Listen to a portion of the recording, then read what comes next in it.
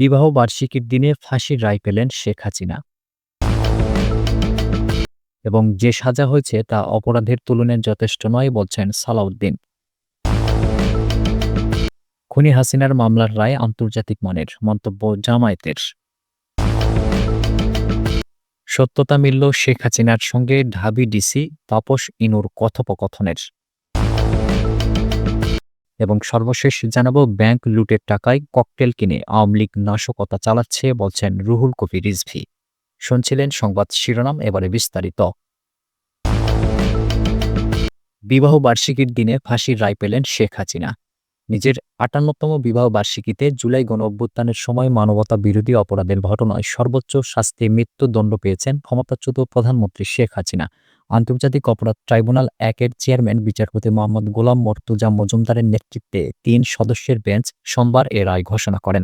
১৯৬৭ সালের এই দিনে ১৭ নভেম্বর শেখ হাসিনা পরমাণুবিজ্ঞানী ডক্টর এম.এ. ওয়াজেদ আলী মিয়ার সঙ্গে বিবাহ বন্ধনে আবদ্ধ হয়েছিলেন।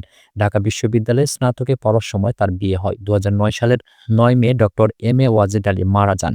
শেখ হাসিনা সহ ৩ আসামির বিরুদ্ধে মানবতা বিরোধী অপরাধের যে ৫টি অভিযোগ আনা হয়েছে, প্রতিটি প্রমাণিত হয়েছে বলে রায় দিয়েছে আন্তর্জাতিক অপরাধ ট্রাইব্যুনাল। এগুলোর মধ্যে ১ নম্বর অভিযোগে শেখ হাসিনার বিরুদ্ধে সুপিরিয়র রেসপন্সিবিলিটি প্রমাণিত হওয়ায় তাকে আমৃত্যু কারাদণ্ড দিয়েছে ট্রাইব্যুনাল। ট্রাইব্যুনাল রায়ে বলেছে, ৫টি অভিযোগ ৩টি কাউন্টে ভাগ করে সাজা প্রদান করা হয়েছে আসামিদের। তাদের বিরুদ্ধে গঠন করা প্রথম অভিযোগে বলা হয়েছে, ২০২৪ সালের ১৪ জুলাই আয়োজিত এক সংবাদ সম্মেলনে শেখ হাসিনা উস্কানিমূলক বক্তব্য দেন। ওই বক্তব্যে তিনি বৈষম্য বিরোধী ছাত্র আন্দোলনের ডাকে ন্যায্য দাবিতে আন্দোলনকারীদের রাজাকারের বাচ্চা, রাজাকারের নাতিপুতি বলে উল্লেখ করেন। এর পরিপ্রেক্ষিতে আসাদুজ্জামান খান কামাল ও চৌধুরী আবদুল্লাল মামুন সহ তৎকালীন সরকারের অন্যান্য ঊর্ধ্বতন কর্তৃপক্ষের প্ররোচনা, সহায়তা ও সম্পৃক্ততায় আইনশৃঙ্খলা বাহিনীর সদস্য ও সশস্ত্র আওয়ামী সন্ত্রাসী ব্যাপক মাত্রায় ও পদ্ধতিগতভাবে নিরীহ নিরস্ত্র ছাত্র জনতার উপর আক্রমণ করে। প্ররোচনা, উস্কানি, অপরাধ সংগঠন প্রতিরোধে ব্যর্থতা, ষড়যন্ত্রের মতো মানবতা বিরোধী অপরাধের অভিযোগ আনা হয়েছে এতে। এই অভিযোগে শেখ হাসিনার বিরুদ্ধে সুপিরিয়র কমান্ড রেসপন্সিবিলিটির অভিযোগ প্রমাণিত হয়েছে, কারণ তিনি অপরাধ সংগঠনের নির্দেশ দিয়েছেন এবং তা প্রতিরোধ করতে ব্যর্থ হয়েছেন। এই অভিযোগে ট্রাইব্যুনাল তাকে আমৃত্যু কারাদণ্ড দিয়েছে। ৩টি অভিযোগে শেখ হাসিনাকে মৃত্যুদণ্ড দিয়েছে ট্রাইব্যুনাল। এর মধ্যে দ্বিতীয় অভিযোগে বলা হয়েছে, শেখ হাসিনা হেলিকপ্টার, ড্রোন ও প্রাণঘাতী অস্ত্র ব্যবহারের মাধ্যমে আন্দোলনকারীদের হত্যা করে নির্মূলের নির্দেশ দিয়েছেন। ৪ নম্বর অভিযোগে গত বছরের ৫ আগস্ট রাজধানীর চানখারপুল এলাকায় আইনশৃঙ্খলা বাহিনী দ্বারা ৬ জনকে গুলি করে হত্যার অভিযোগ আনা হয়েছে। ৫ নম্বর অভিযোগ, আশুলিয়াতে জীবিত একজনকে সহ মোট ৬ জনকে পুড়িয়ে হত্যার অভিযোগ গঠন করা হয়েছে। যে সাজা হয়েছে তা অপরাধের তুলনায় যথেষ্ট নয় বলছেন সালাউদ্দিন। জুলাই গণঅভ্যুত্থানে সংঘটিত মানবতা বিরোধী অপরাধের মামলায় ক্ষমতাচ্যুত প্রধানমন্ত্রী শেখ হাসিনাকে মৃত্যুদণ্ড দিয়েছেন আন্তর্জাতিক অপরাধ ট্রাইব্যুনাল। একই মামলায় সাবেক স্বরাষ্ট্রমন্ত্রী আসাদুজ্জামান খান কামালকেও মৃত্যুদণ্ড দেওয়া হয়েছে।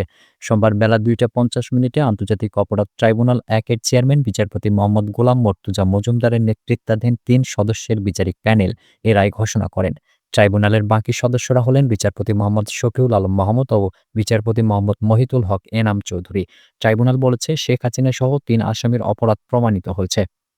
রায়ের তাৎক্ষণিক প্রতিক্রিয়ায় বিএনপির স্থায়ী কমিটির সদস্য সালাউদ্দিন আহমদ বলেছেন, শেখ হাসিনার যে বিচার হয়েছে তা অপরাধের তুলনায় যথেষ্ট নয়, কিন্তু এটি শুধু অতীতের বিচার নয়, বরং ভবিষ্যতের জন্য একটি শিক্ষা। রায় থেকে শিক্ষা নেওয়ার আহ্বান জানিয়ে তিনি বলেন, এ বিচার অপরাধের তুলনায় যথেষ্ট নয়, কিন্তু এটা শুধু ন্যায় বিচার প্রতিষ্ঠা নয়, সামনের দিনের জন্য উদাহরণ, যাতে কেউ আর ফ্যাসিবাদী রাষ্ট্র না হয়, কেউ যাতে ফ্যাসিস্ট না হয়ে ওঠে। আইনের শাসন প্রতিষ্ঠিত হয়েছে উল্লেখ করে সালাউদ্দিন আহমদ বলেছেন, আদালতের রায়ের মধ্য দিয়ে একটি জিনিস প্রমাণিত হয়েছে, তা হলো ফ্যাসিস্ট স্বৈরাচার যত শক্তিশালী হোক বা যত দীর্ঘদিন ক্ষমতা ভোগ করুক, একদিন না একদিন আদালতের কাঠগড়ায় দাঁড়াতে হবে। এটি একটি মাইল ফলক বলেছেন তিনি। খুনি হাসিনার মামলার রায় আন্তর্জাতিক মানের, মন্তব্য জামায়াতের। মানবতা বিরোধী অপরাধের মামলায় ক্ষমতাচ্যুত প্রধানমন্ত্রী শেখ হাসিনাকে মৃত্যুদণ্ড দিয়েছেন আদালত। খুনি হাসিনার বিরুদ্ধে আসা ও এ রায়কে আন্তর্জাতিক মানের ও নিরপেক্ষ বলছে বাংলাদেশ জামায়াতে ইসলামী। সোমবার বেলা ২টা ৫০ আন্তর্জাতিক অপরাধ ট্রাইব্যুনাল ১-এর চেয়ারম্যান বিচারপতি মোহাম্মদ গোলাম মর্তুজা মজুমদারের নেতৃত্বাধীন ৩ সদস্যের বিচারিক প্যানেল এ রায় ঘোষণা করেন। বর্তমানে শেখ হাসিনা পলাতক থাকায় তিনি আপিলও করতে পারবেন না। দুপুরে রায় ঘোষণার পর জামায়াতে ইসলামের সেক্রেটারি জেনারেল মিয়া গোলাম পরোয়ার বলেছেন, এই বিচারে প্রশ্ন তোলার সুযোগ নেই। নিরপেক্ষ হয়েছে, আন্তর্জাতিক মানের হয়েছে। তিনি আরও বলেন, আজ বাংলাদেশের বিচারের ইতিহাসে একটি গুরুত্বপূর্ণ দিন। মানবতা বিরোধী অপরাধীদের বিচারের জনগণের দাবি ছিল, যা আজকের ট্রাইব্যুনালের রায়ের মধ্য দিয়ে আংশিক হলেও পূর্ণ হয়েছে।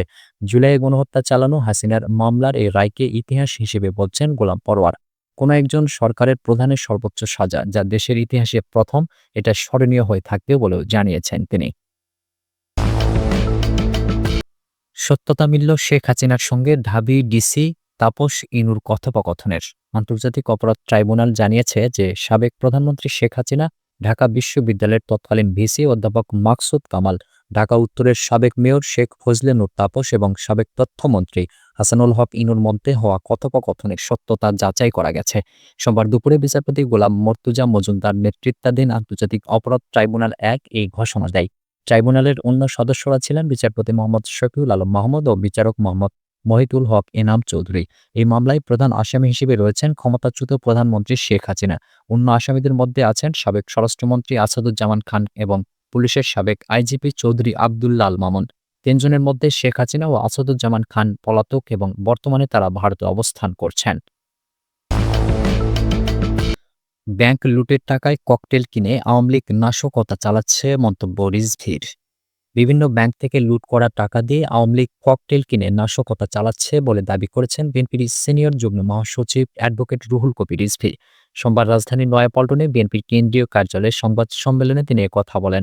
বিএনপির সিনিয়র যুগ্ম মহাসচিব বলেন, আমরা একটি শান্তিময় বাংলাদেশ চাই, যেখানে সব মতের মানুষ তাদের মতামত সুন্দরভাবে প্রকাশ করতে পারবে এবং ভোট হবে নির্বিঘ্ন, সুষ্ঠু ও ইনক্লুসিভ। শেখ হাসিনার অপরাধের শাস্তি যথাযথ হলে সেটি দৃষ্টান্ত হয়ে থাকবে বলে মন্তব্য করে রিজভী বলেন, মিডিয়াকে নিয়ন্ত্রণে নিয়ে অপপ্রচার চালিয়েছে বিগত ফ্যাসিস্ট সরকার। শেখ হাসিনা আমলের মতো নির্দেশিত আদালত এখন হবে না, সেটাই জনগণের বিশ্বাস। জনগণ চায় ন্যায্য বিচার, সেই ন্যায্য বিচার জনগণ প্রত্যক্ষ করছে, প্রত্যক্ষ করবে। বিএনপির এই নেতা বলেন, এই দেশেরই আইনশৃঙ্খলা বাহিনী আবু সাইদ, মুগ্ধ, ওয়াসিম আকরামকে কি নির্মমভাবে হত্যা করেছিল।